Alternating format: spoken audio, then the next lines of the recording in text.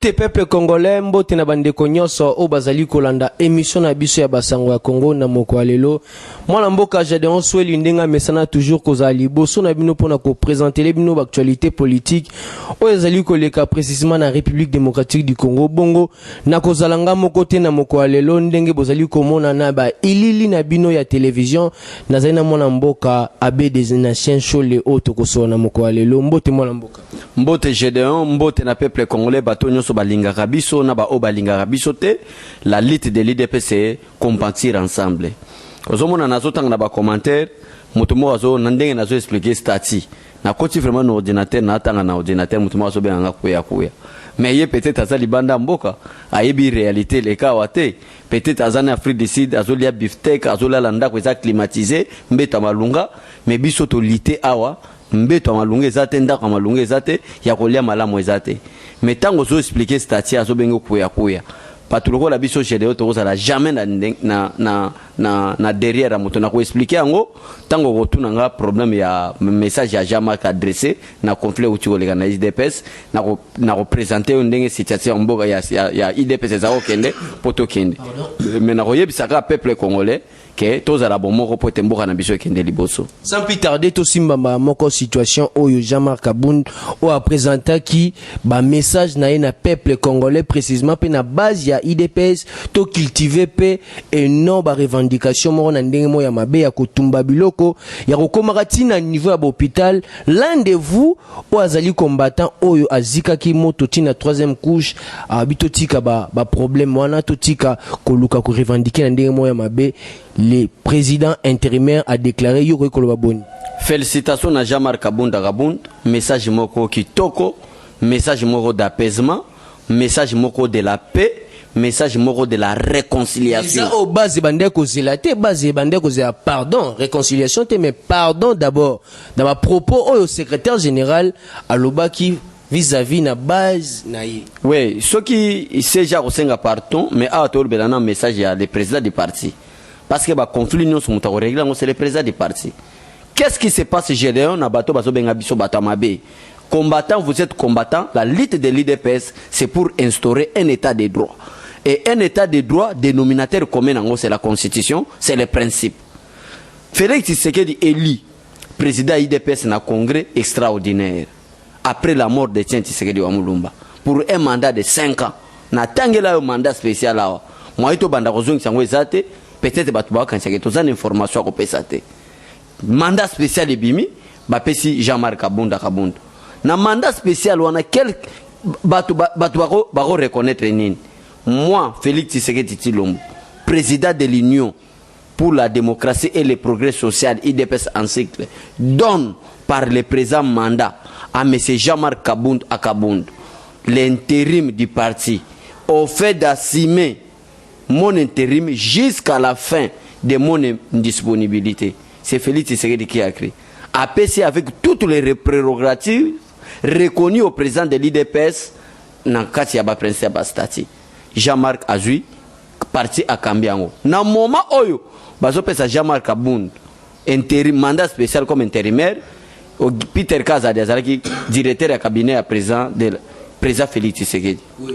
Directeur du cabinet président Félix Tshisekedi en tant que président IDPS aux Hollande.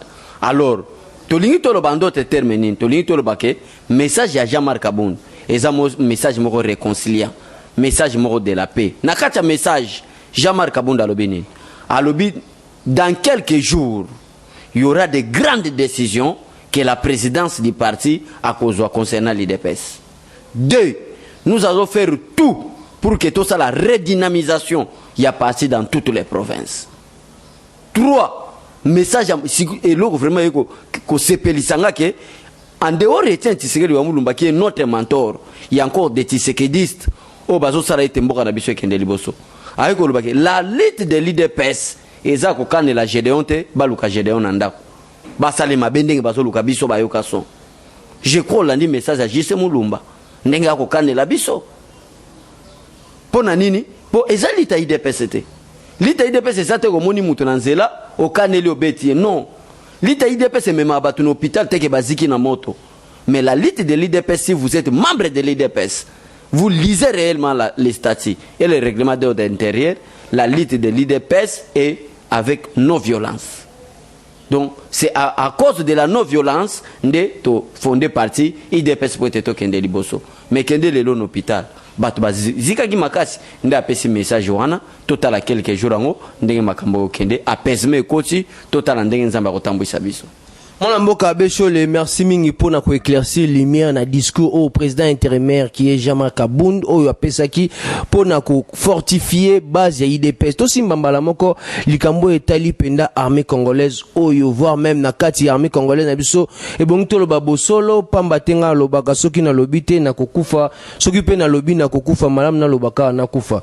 O ba wande bazali na kati qui sont des généraux et des générales bazana kati ya armée congolaise mais chose grave Tata Ekolo alongoli lelo le général Kanyama azali susu na ba fonction na ewana te batie mutu mususu okoyi koloba nini est-ce que remaniement to peuple congolais akoyi kokotisa susu confiance na Tata Ekolo alongola pe lisusu ba étranger oyo bazali na poste clé ya armée congolaise oyo sala ke guerre ya est to longa yango te sozo pesa info lo ba vrai guerre ya est a pays ezalaki 100% détruit.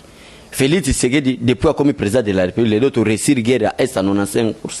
N'a 100%. Mais 95% parce que 5% on a foutu le former la police.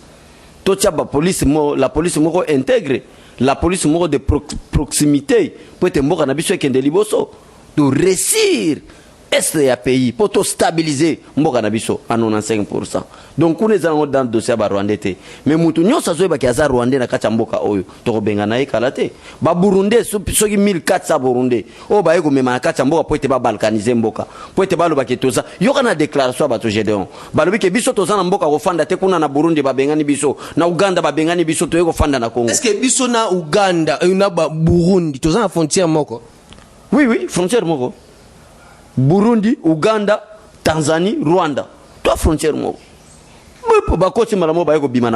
Est-ce que gouverneur a yeba qui gouverneur ya nazo comprendre mbala moko babimi na Goma. Or que ba koteli biso na côté ba Uganda ba Burundi tozana bango na frontière na côté Sud Kivu. Mais bango ba yeko bimela direct na Sud Kivu na côté Goma. OK na côté Goma frontière za proche na Rwanda. Mais lelo na yebso bazongi bango na Sud Kivu po ba memba bango ba côté Fizi na Est a pays kuna bazongi mboka na bango. Tango babandi ozongisa bango yoka maloba na bango biso place au fond des athènes na mboka na biso bako benga na biso ya ngala Félix Tshisekedi moni bon na message ozo pesanga j'ai d'autres le ba makamba solo Peter Pam était l'envoyé spécial des États-Unis en Amérique aya wakutani na bambongo akutani na bafayulu akutani na batu nyonso alolenge na lolenge ake okutana président de la République à la fin du rencontre avec le président de la République Peter Pam qui est l'envoyé des États-Unis pour les Grands Lacs en Afrique, a eu la déclaration al Biboye. Les États-Unis ne peuvent pas soutenir militairement la République démocratique du Congo parce qu'au sein de l'armée, il y avait des généraux sous sanction des États-Unis en Amérique. Comment est-ce que sanctions sont alliées à Bisso? Bisso moto banda soutenir sous ba militaire baza sous sanction. Alors Félix Tshisekedi albi que Bisso toza bat moto ma politique ya brutalité. Les olés au bango soit long. Bazaki je crois 5 généraux. Na 5 déjà balongwe. Moko ami djembiki moko balongoli. Est-ce que tokoyi koyo baba généraux misusu batikali ba généraux bazalaki 5 bazalaki Delfe Kayimbi Kanyama o ba uchi kolongola Numbi Tango Fort na Mundos qui sont sous sanction des États-Unis d'Amérique. Alors déjà balongwe et tikali Numbi na Tango Fort Mundos a déjà sous suspension donc bozana bino calme et ils ont prouvé maintenant ils ont bino ba Gédéon bola qui s'abala mukiste bola qui s'abato bazako pesa message na peuple congolais pona ko yebisa peuple congolais que peuple congolais ndenge tozabo Félix Tshisekedi a gérakate mutagerageza Kabila sa président ticket metala lelo bato baza sous sanction ba o bazaki incapable que Kabila suspendre bango à l'époque à longola bango parce que c'était une association des escrocs une association des aventuriers mais Félix Tshisekedi ayi abi l'armée c'est la mère de la discipline abandi ko discipliner les locaux nyamazate école de formation et ça c'est dans général mususu to koluka komone to kopesa ozolan et tigali maintenant ba numbi et ba tigali ba nini mais conseil to kopesa mutu ami djembi kate to kendeka totala nani za président nommé nani akokende liboso Mwana mboka Abechole to simba lisusu likambo oyo etala qui rencontre ya Tata Ekolo na ancien président qui est Joseph Kabila Kabange oyo mobange na likambu contenu ya rencontre na toye bakate kino lelo o peuple congolais nyonso atimbela na yeke bakutana ka s'il y avait un problème o tomona ki base ça ki mobulu o ba yeko kutana il y a quoi et à la fin moi Mboka Vital Kamerhe ça qui déclaration ya koloba des grandes personnalités bakutani vrai ou faux des grandes personnalités bakutana ki faux mais na ko expliquer nanu raconter na bonga manana bien Gédéon limbi sapona ta la caméra pour ezana bat muso tant to ko tala yo azo profiter benga biso bakuya kuya mais biso doit vrai ba combattant vous allez demander l'histoire mais to yebisa batu boye raconter ya président Félix Tshisekedi na Joseph Kabila ils racontent moko benga ngoba des hautes personnalités de la République mais ils racontent ya une haute personnalité de la République qui est le président de la République avec un sénateur Joseph Kabila. Vous voyez l'autorité morale. L'autorité morale, vous pouvez appeler. L'autorité morale, pas de la République, mais l'autorité morale a une association. Je ne sais pas, FCC, Front des criminels du Congo. L'autorité morale, il y a majorité parlementaire. Écoutez, il faut respecter la Constitution. L'autorité morale de la majorité parlementaire, c'est le président de la République. Tout le de la Constitution, c'est soit zéro. Tout le monde a une question liboso. Voilà. Bon, on continue. Le président de la République, du fait que tout ça dans la coalition, qui avait nommé l'informateur? Qui avait besoin de la majorité parlementaire? Ce n'est pas Joseph Kabila. C'est le président de la République élu qui a besoin de la majorité parlementaire pour être majorité parlementaire. Investir le gouvernement. C'est l'article 78 de la Constitution, alinéa D. Le président de la République a qui coalition. Parce que l'IDPS ou le cash, tout ça une minorité parlementaire. Des causes pour laquelle Félix Tshisekedi a kutana Joseph Kabila. Ce n'était pas une invitation, mais c'était une convocation pour interpeller, blâmer M. Joseph Kabila na bateau bazolo bakebata FCC bazana kacha gouvernement. N'oubliez pas, Gédéon, que Félix Tshisekedi est à Londres. Alors, qu'il y a quelques ministres à FCC. Il y a des gens qui ont instruction pour te réussir quelqu'un na yote. Wana kobosa na ngote de Félix Tshisekedi avec le temps parce que même Nzambe ya lola o asala likolo na mabele alobela biso na makomine ay chaque chose à son temps. Félix Tshisekedi pe lokola mwana Nzambe ayebike likamula likambo izana tanango balandaka nzela mibale na mbala mokote. Le moment opportun a convoqué Joseph Kabila dans la résidence, il y a Félix Tshisekedi a blâmé. Pourquoi toquer la coalition? C'est moi le patron de la coalition. Dans la coalition, je vois qu'il y a des indisciplinés. Au nom de la démocratie, au nom de l'état de droit, j'ai séparé, j'ai proposé aux institutions de la République qu'il y ait la séparation du pouvoir.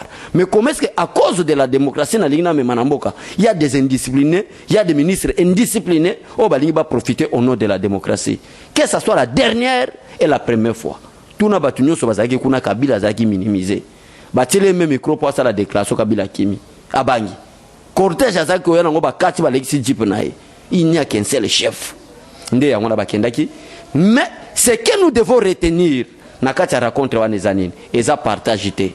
Pour partager Sali 6, 4. Non, ce n'est pas l'essentiel à raconter. Et ça dit, le peuple a ébaqué, Félix Tshisekedi a imposé Joseph Kabila, qui est Sengelito dépolitisé. Nomination, il y a un mandataire public. Au lieu, to kabolanga ba politicien, mais to luka ba technicien. Cela veut dire quoi, Gédéon? Ba technicien na bakozwa kana kacha SNEL. Nani azana une bonne formation na kacha SNEL, o ba commissaire DG à SNEL, ba commissaire DGA, ba commissaire PCA, pour être musala o ya SNEL. O ba bengi Société nationale d'électricité, ba to ba sala malam. Et c'est les techniciens malam. Le président de la République, au lieu to politiser yango, mais to dépolitiser. Kabila a se rabaissé en demi. Mais ce qui est très inquiétant, Gédéon, n'a réclamé, n'a l'éli, point de presse. Il y a Vital Kamerhe. Oyebi ke yo batu ebele balingaka yo balubi ke opoza ba question malamu soko mondi place ngana lobi mabe telema to sala débat ensemble pour peuple alandaka biso a comprendre que to sala débat solo akoko c'est la batoté. Vous savez d'abord le rôle du directeur de cabinet. Au sein du cabinet du président de la République, il y a un chargé de presse et un chargé de communication. Oyo compte rendu nyonso tali cabinet à président de la République, il y a un chargé de la presse et un chargé de la communication à Korandrango. Ce n'est pas le directeur du cabinet. C'est vraiment des erreurs graves. de désorganisation au sein du service présidence de la République. 2. Nakata communiqué wana na leli ndenge bakolo bango. Vital Kamerhe vient à biso to lingaka mingi o yo pe o lingaka mingi. A parvenu kolobake les rencontres de deux hautes personnalités de la République. Ça c'est injurier le peuple. Ça c'est blaguer avec le peuple congolais. Le fait qu'Azaki déjà ancien président, et sa haute personnalité peut mboka na biso. Non. Non. Haute personnalité, ce sont des hauts cadres de la République. Pointre. Vous étiez empereur, vous étiez Mobutu, vous étiez Joseph Kabila. Du fait que la Constitution vous appelle sénateur à vie, vous êtes monsieur le sénateur et le président de la République. Son Excellence. Kabila n'est plus Excellence. Il ne faut plus appeler le président honoraire. Ça, c'est des Français pour blaguer le peuple congolais. Donc, la flatterie. Français, flatterie. D'après vous, qu'est-ce que signifie président honoraire? D'après vous. Ça, c'est blaguer avec le peuple. Il n'est plus le président honoraire. La Constitution n'appelle pas les anciens présidents de la République des présidents honoraires. Mais la Constitution appelle tous les anciens présidents de la République démocratique du Congo des sénateurs à vie. Mais M. Kabila n'est plus l'ex-président, selon la Constitution congolaise, mais M. Kabila n'est plus le président honoraire parce qu'il a totalisé son dernier mandat constitutionnel, mais la Constitution lui donne un titre honorifique étant quelqu'un qui a abouti à sommet à l'État comme sénateur à vie. Sénateur, bon, prenons par exemple l'exemple de sénateur. Ici, le sénateur, quand on va chef de l'État, on raconte, il y a une haute personnalité. Vous donnez quel message au peuple congolais? Quand on va des hautes personnalités de la République. La République démocratique du Congo a combien de hautes personnalités? Il n'est que le chef de l'État. C'est la Constitution qui est le garant de la nation. C'est le chef de l'État, ni le président de l'Assemblée nationale, ni la présidente de l'Assemblée nationale ou le président du Sénat. Moins encore le chef du gouvernement, ou encore les cours des tribunaux, au Bazobenga, les garants de la nation. Au Congo, il n'y a qu'une seule personne qui est le garant de la nation, c'est le président de la République. Mais comment possible expliquer, Gédéon, vous parlez en tant qu'un intellectuel, que deux autres personnalités se sont rencontrées? Quelle personnalité Kabila a à ce moment en République démocratique du Congo? Ceux qui ont lobby, ou tout loba. Baïré Raboui. Oui, mais que ma commune ensemble loba. Si vous êtes infidèle dans des petites choses, ça c'est la parole de Dieu. Et Dieu n'est pas un homme pour mentir. Et qui est infidèle dans les petites choses?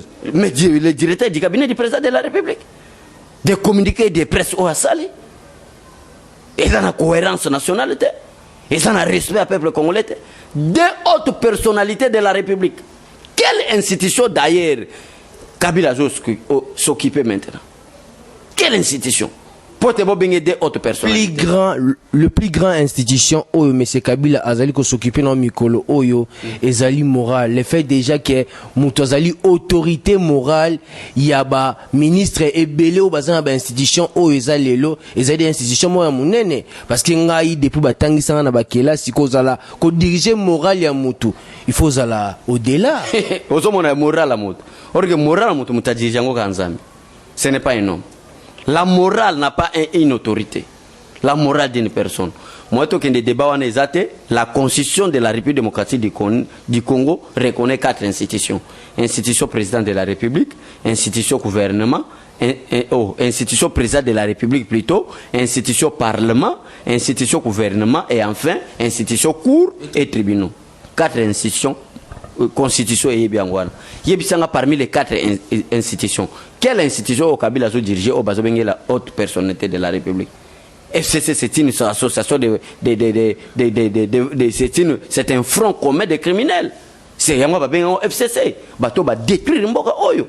Bato ba bébissi Mboka Oyo. Yoga Babengo FCC, front des criminels du Congo. FCC Wanozomon. Comment est-ce que front des criminels du Congo est comme une institution? Est-ce qu'il y a une constitution de la République FCC ces institutions? T'as là petites erreurs. Oh, il s'engage tout tel mais la poète mboka na biso kende liboso. Et tant qu'on le bat des hautes personnalités wana, azope sa maloba na batala muka ke na mboka ezana ba konzimi balé. Je crois yebibe que même na kati mboka o ba tu pe belé baloba ke Félix c'est que da gérer raté. Arzo René ga mutajo gérer Kabila.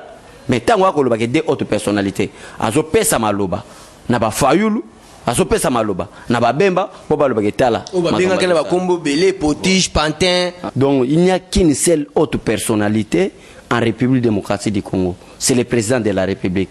Babiloko nyonso yoka les rencontres de deux autres personnalités de la République.